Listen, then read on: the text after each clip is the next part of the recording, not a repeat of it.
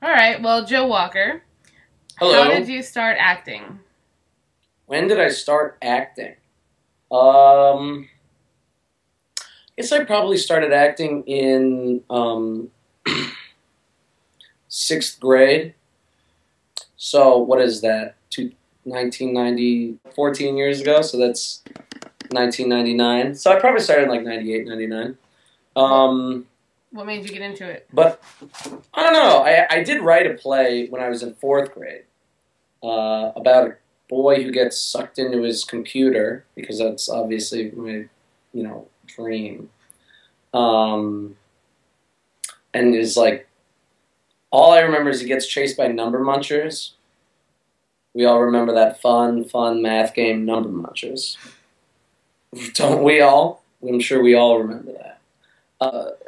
But what got me into acting? I don't know. I liked it. I signed up for the play. I went to an all boys school at the time, so I needed some sort of. I mean, it was an all boys prep school, so I needed some sort of like outlet. And I always kind of was. I've always been a little bit, theatrical in nature, just in terms of my desire to just get up there and do silly stuff. All right, so I was in a play. It must have been 1999. It was a play called Death by Chocolate. It was a comedy. Um, and I played Julia Childs pretty much, and I was the first victim. I died by poisoning, poisoned chocolate, and I had this over-the-top death scene. And this was back when I was a child, so I had a very high voice, so I could get away with being,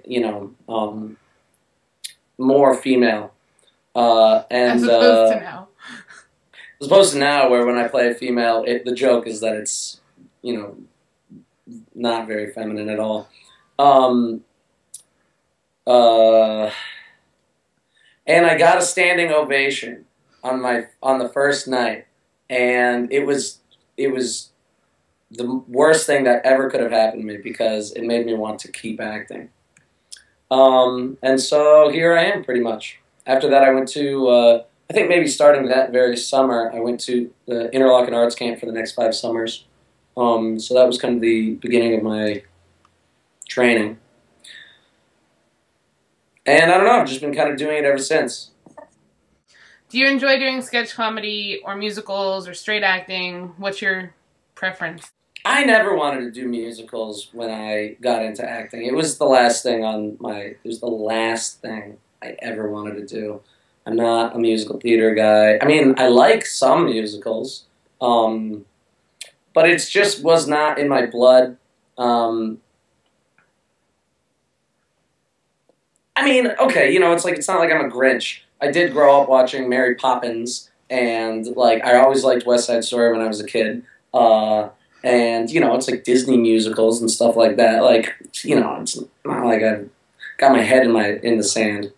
Um, but uh, but I never wanted to do musicals. So the first Harry Potter was like the first musical that I did since high school. And the only reason I did musicals in high school is because I had to if I wanted to be in the plays. Um, and I always thought it was kind of like a joke that it was a musical. I think it was a joke. That was kind of part of the joke, is that it was a musical. Mm-hmm. And then it became retroactively less of a joke because we kept on making musicals. This is how I imagine the whole thing. Of course, you'll get different scenarios from whoever you talk to.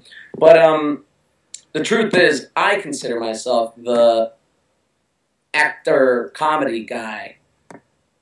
I'm not the singer.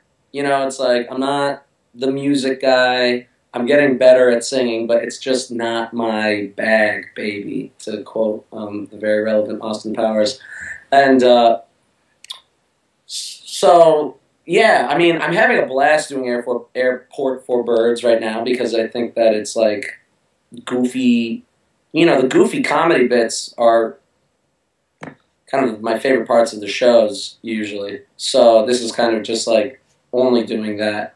And then I haven't done any like really legitimate dramatic roles in forever. But I think I can handle them. It's just been a while.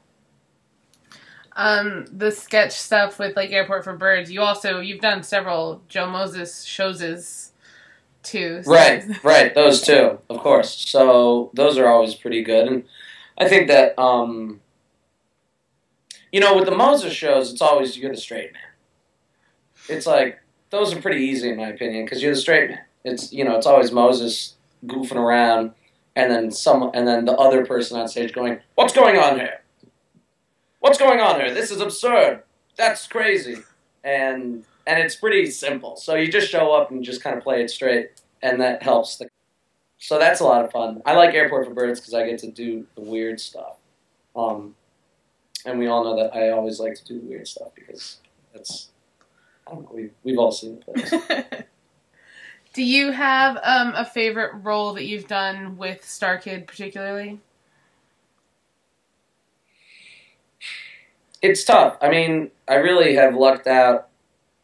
I've gotten...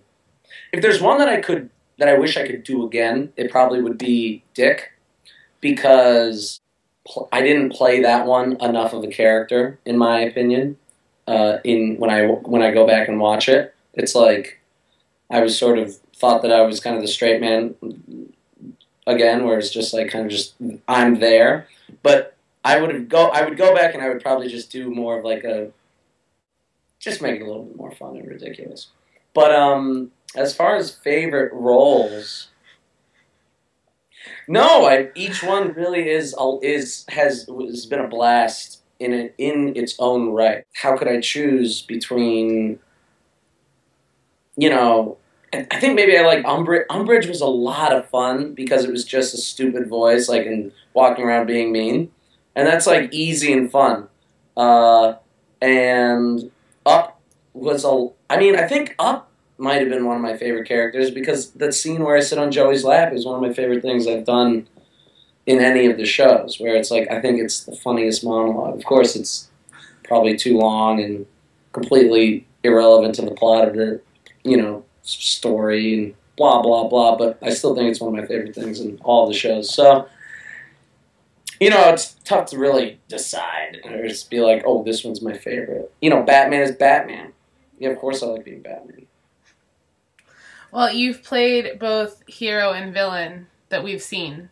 Mm-hmm. Do you have a preference there? Do you enjoy being the villain? You're better at being the villain? Why do you think that? I'm better at being the villain. Because it's easier. All you have to do is be mean when you need to be mean, which is easy for me, because it's fun to be mean on stage, because you don't really get to be mean in the real world. And not if you want, like, friends. And then show their humanity if you're given the chance in the script. And that's it, because that makes a good villain. You go, oh, I see them as people, but I also see them as people that I hate. Umbridge is a villain. The thing about Voldemort in our shows is he's not really a villain. He's kind of the like B protagonist, where he's not. He's a pretty nice guy. Some things happen, it's like, it's not even like he kills Dumbledore, he doesn't really do anything all that villainous, except for one, there were a couple scenes where he gets to be nasty to Harry Potter, but even then it's always like tempered by, they go, oh, but what about Quirrell? And he goes, and you go, oh, what a nice guy. So it's like, he's not really a villain. Umbridge is more of a villain, where Umbridge is just kind of nasty. In my opinion, where I was just having more fun being mean. But I haven't been the villain in a while. Oh, also back in the day, I was Boromir in our Lord of the Rings. Really? It's too bad that footage is gone. Yeah. The footage is unwatchable. So that was a villain. That was kind of my first foray into being a Star Kid villain. So, it's like I really do like being a villain because it's just a little bit more different from, day-to-day life.